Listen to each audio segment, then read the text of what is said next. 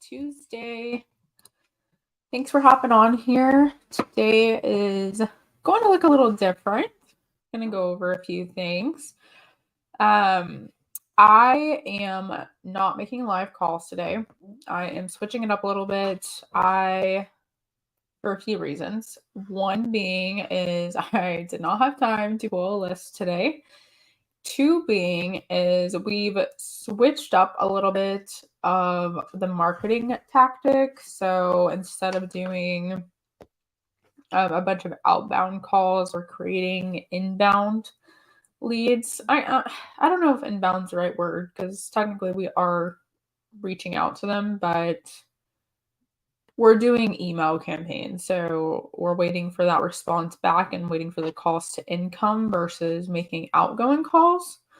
So that's a few reasons why I've been doing that instead of pulling lists and calling them. So anyway, it's been interesting. It'll be interesting to see, the KPIs on that and the difference between that and doing outbound calls. But I did want to go over just a few things in regards to what I feel like comes up a lot when talking to agents and maybe how to get around a few things and just my outlook on agent discussions. So if you are here watching, please throw a comment in the chat.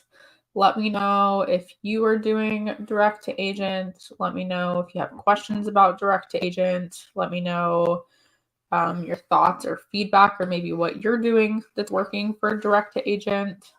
Always interested in hearing that. Hey, Abraham, thanks for hopping in here. So one thing is, of course, the main thing that comes up about creative finance is this is illegal. And it's obviously untraditional, right? Or it's mortgage fraud. I actually don't hear that very often from agents. I have heard it a few times. It's not something that I hear super often. I saw a comment on Facebook about someone saying that yesterday, saying, oh, this Pace Morby guy is teaching mortgage fraud. And it's so funny that people don't take the time to learn and they just assume based off of whatever they already know about it. But if you guys follow Pace on Instagram, which I'm sure most of you do, or you're either in Subto, or you probably know me from that group. And Pace posted the other day a picture of a agent for sale sign that had Subto terms on top of it. This agent was advertising to the world, hey, I have Subto terms for you. Come buy this house Subto. Game changer that an agent did that. I think everyone needs to save that photo to their phone and, if anything, use it as a story. When an agent says, oh, this is legal. Oh, really? Your brokerage? You have to be careful the way you say this because you never want to make the agent feel like they're inferior or they don't necessarily know what they're doing. As soon as you kind of poke at their intelligence or poke at how they do their job, they're going to get offended. So you have to be very careful how you say this. But you could just say it out of curiosity and surprise. Like you're genuinely surprised that the brokerage is not partaking in this. Like, oh, I just saw a for sale sign that had Subto terms listed on it by an agent the other day. I'm surprised you guys aren't familiar, or, just say it like, oh, everyone's doing it. This agent's literally advertising it on their signs. So powerful. So powerful. And, not only that, but a simple way to prove to the agent that it is not illegal is having them call a title company.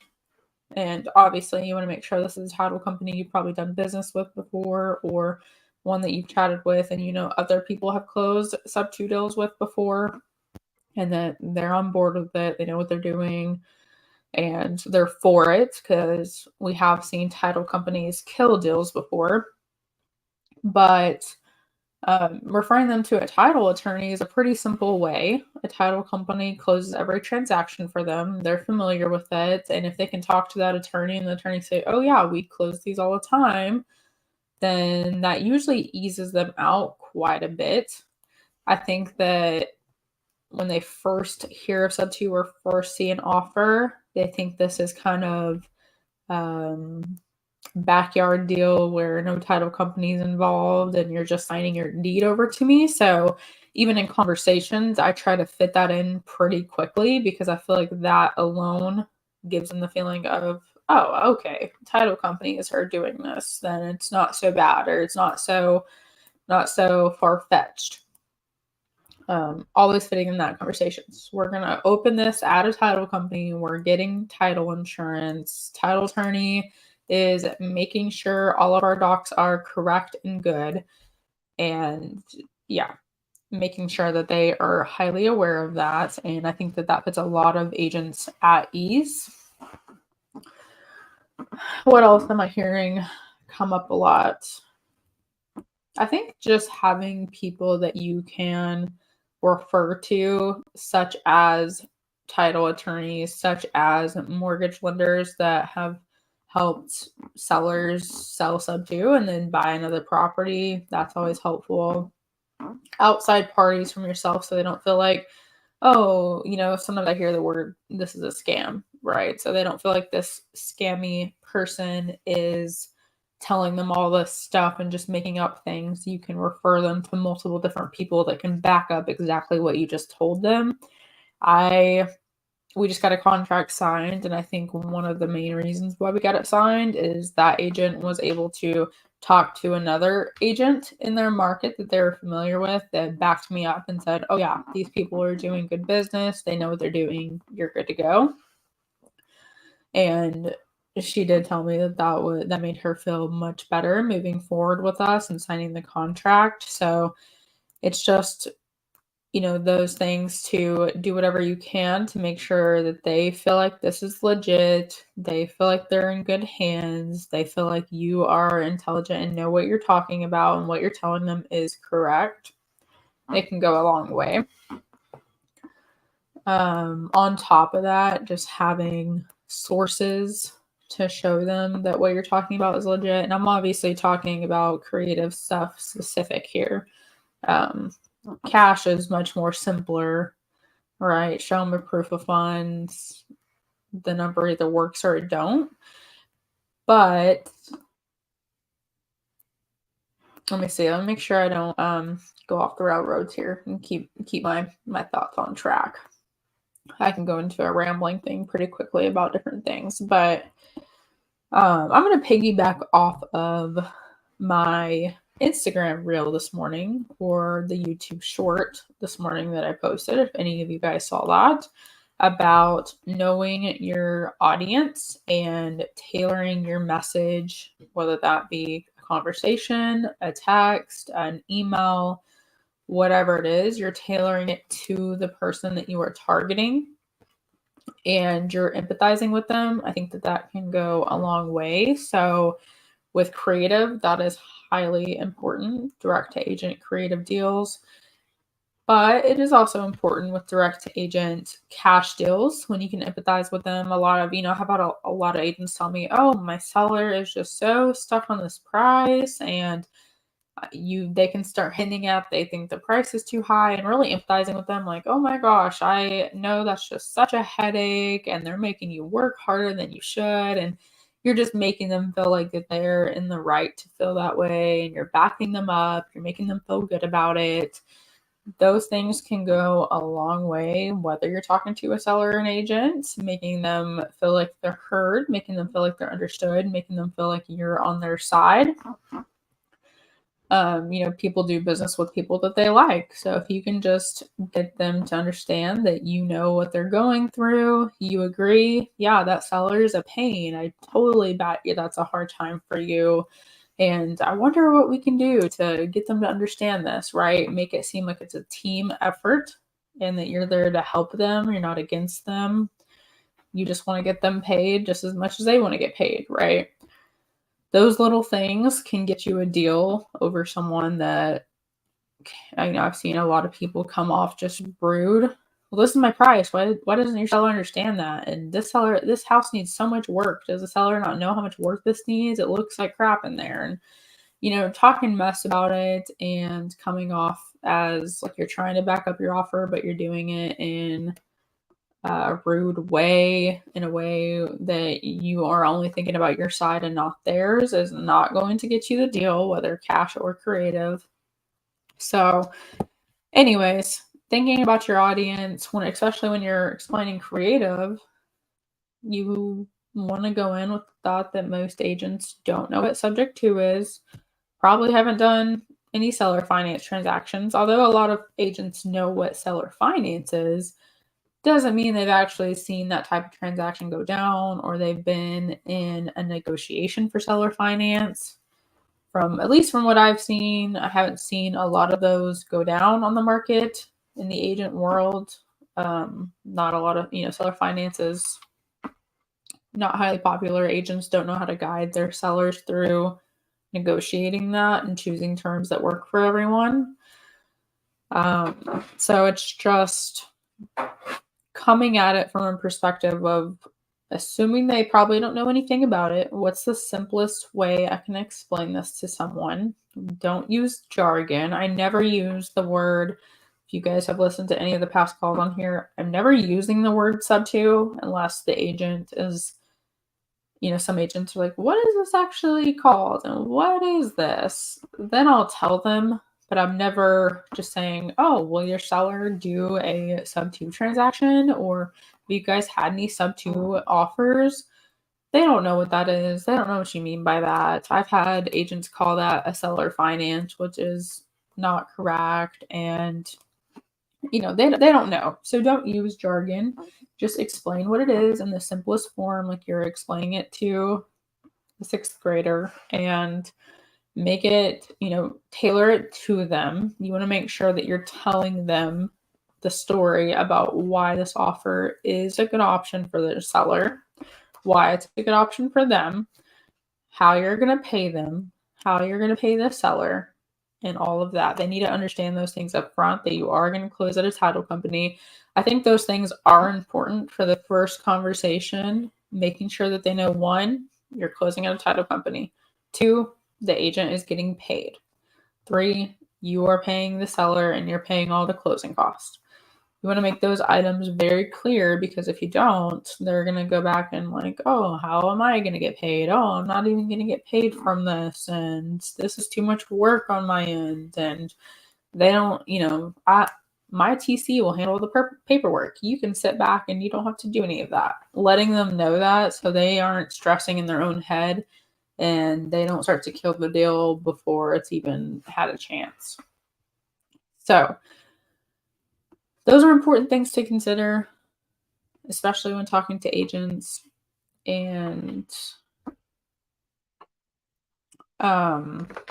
consider those things. I'm trying to think where I want to go with this. Also consider that creative finance is not the option for every seller. So, don't, I talk about this a lot, but you're not calling about the specific house. You are, but you're not. You're calling to build that relationship. You're calling to become friends with that agent. You're calling to get them to send you other deals. You're not getting upset and trying to cause friction and argue with them about that one house. And especially you're with creative, you're not going to get a deal, and you're probably not going to get them to be open arms on the first phone call. It doesn't happen often, unless it's an agent that's already familiar and has already been open to the idea. It's probably going to take a few phone calls for them to really feel comfortable, for you to have a chance to explain everything without overwhelming them. It's going to take a little bit of time, but understand that, I think something important to say, I get this response so many times. My seller just wants a traditional sale. Of course they do. Of course they do. That's why they list it on the market. And of course, traditional is going to be option number 1. If they got a full price offer, making all the money they wanted to, just as the ideal offer, just as they would like, with the mortgage for getting removed from their name, everything said and done at closing, why wouldn't they take that? Of course, that's the route they want to go. Of course, that is option one. I understand that. So, obviously, don't say it like that to them, but it's just you need to back them up, agree with them. Yeah, totally. That should be the first route that your seller wants to go. I understand that is what they want to do. That's what I would want to do.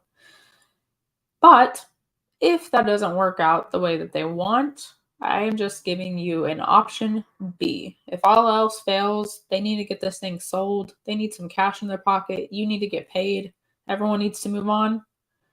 We're option B. I think that alone can go a long way. You're not pressuring them. You're acknowledging what the seller said. You're acknowledging that traditional is the first option for a lot of sellers, assuming that they don't have to write a $10,000 check to close. And hi, thanks for hopping on here. I am good. But yeah, you're assuming or you're acknowledging that is the case. Of course, everyone wants to sell traditional. That is the way to go. We've had, properties that we've submitted creative offers on, and they got a full price traditional offer, closed, everything went as planned, and they got to move on. That's fine. That's fine. That was better for the sellers. If you can get the mortgage out of their name and they can just move on free and clear, then of course, that is always option A.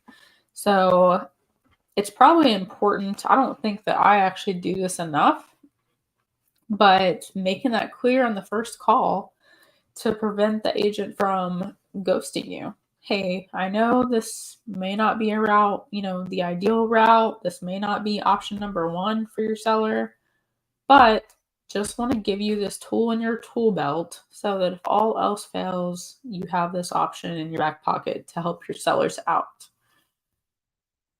That can go a super long way. So that's all you're doing when you're calling these agents for creative finance. This is option B for you. Now, if it's negative equity, maybe it's still option B if they have the money to write the check to close. If not, then creative finance becomes option A. I have a property undergoing foreclosure in Clarksville, Tennessee. They're open to creative. The lender gave us end of day to pay reinstatement. I have no clue what to do. What? Is the auction date like tomorrow or what? I've never had one that says end of day to pay the reinstatement. Usually lenders will pause the foreclosure when they can see a valid purchase contract. So we've stopped foreclosures like that. We'll give them even if it's a creative deal, we'll give them a valid purchase contract for a cash deal at a little above the reinstatement amount. And they'll submit that to the lender, and the lender will actually just pause everything. Oh, the auction was today.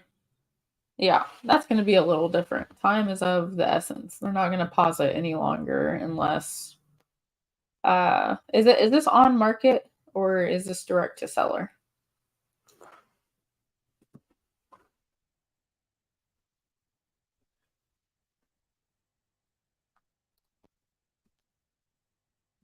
But yeah, we usually just pause it and it'll push back the auction date because I know that it's getting purchased and paid off. On market. Have you had that agent ask if, I'm assuming if you already have that information, I was going to say, has the agent already asked, hey, if I get a purchase contract for the payoff needed, can we push this back until closing?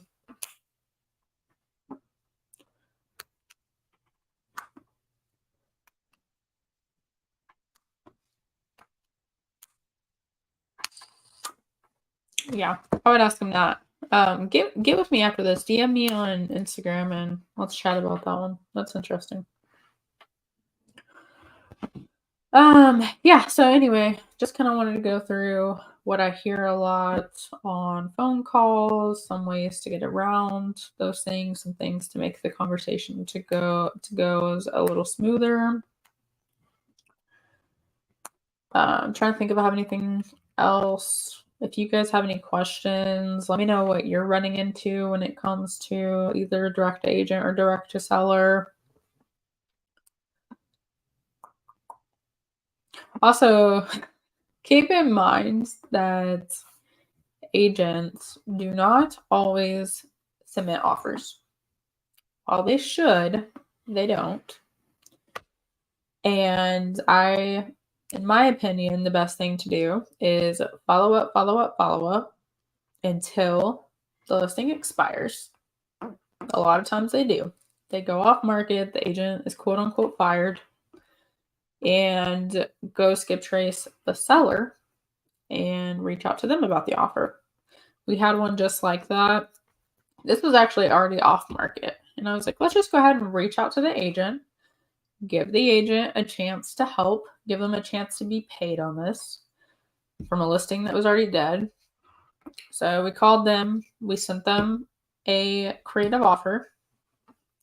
And I could tell that the agent was just not trying to help this along at all. Wasn't really I couldn't even tell if they had actually presented it. They really weren't giving me any information. And then, oh yeah, Savannah's on here. This is Savannah's lead that I'm talking about. I don't think that the agent actually presented it and was just being really difficult to work with. So we said, you know what? This is already off market. Let's just reach out to the seller. Savannah gave the seller a call. The seller was like, oh, never saw this offer. Don't know what you're talking about. We are interested. And now we're negotiating with the seller. The seller's open to it. The seller's ready to make something happen. And we are able to give the seller more money. The agent just lost out. I forgot what we were offering him, like $7,000, $5,000 to $7,000. The agent just lost out on that because they weren't, for whatever reason, they too lazy, didn't see it happening. I don't know what the deal was, but they just lost out on $5,000 to $7,000 because they wouldn't just go have a conversation and cooperate with us. Yeah, it happens all the time where I'll have agents that respond to our offer via email within 30 seconds saying, not interested, seller's not interested. I'm like, yeah, I'm sure you called your seller within 30 seconds and explained all of this to them and got them to respond that quickly. Like, y'all don't even try to cover up the fact that you're not presenting these. So interesting to me. Savannah, thanks for getting on here. If you have anything that you think I don't know if you've listened, how much you've listened to, but if you think there's anything I could add to this or talk about anything you're seeing coming up a lot with agents and either need help with, or think other people would need help overcoming or just navigating those conversations, let me know.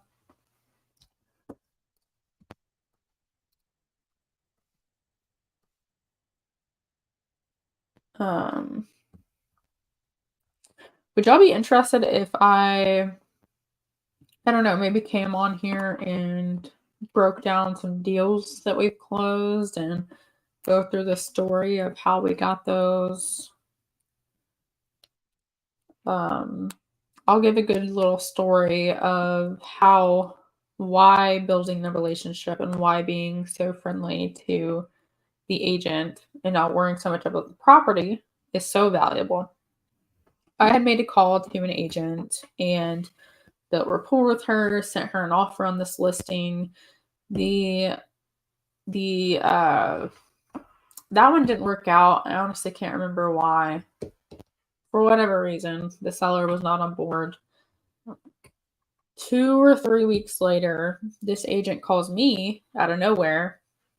Says, hey, you sent me this offer on this property. Still not going to work, but I have this one and the sellers are interested. I already kind of brought up this type of offer. They're ready to go. Can you send me something? And we did. We have it under contract now.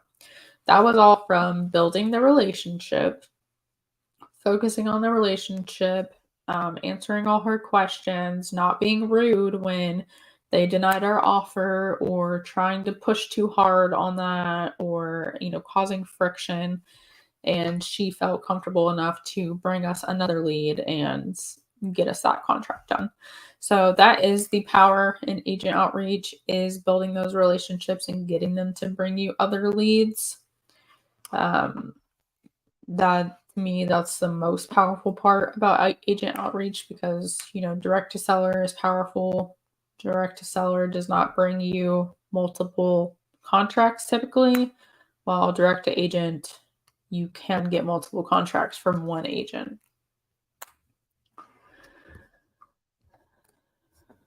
Can you do creative on probates? Called an agent in San Antonio, and she said no because of the fees.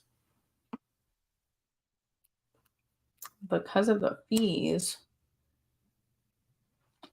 I don't see.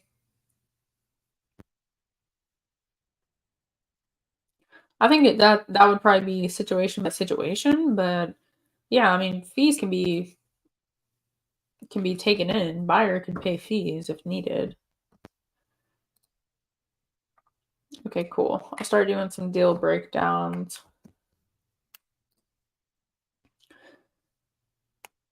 You can contact the seller once it's off market, regardless if the agent still calls you and cusses you out.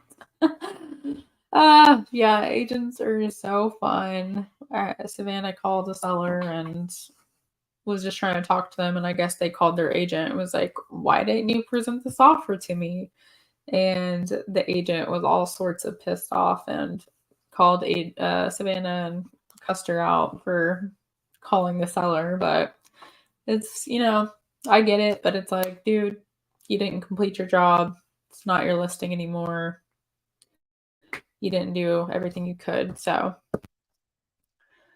that's pretty funny. Don't let agents cussing you out stop you, because they didn't get the job done. All right, guys. Well, if you guys don't have any more questions, that's all I had for today.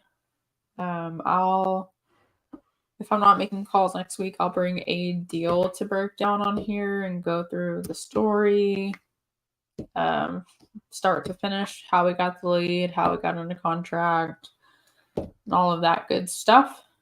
Hope that's helpful for you guys. As always, if you need anything, DM me on Instagram. Let me know. If you ever need help with leads, DM me, or you can always submit them here. You submit to this link, please put as much notes as possible. We'll do, we can do everything from underwriting, sending the offer, helping you close it, helping you dispo it, everything from start to finish. Once you have that lead on the hook, let me know. Happy to help. Thank you so much for coming on here. Thanks, Savannah. You're awesome too. Awesome, guys. Thanks so much. I will see you guys on Thursday. I have a podcast guest coming on. I think that'll be a super interesting one. And I will see you guys then.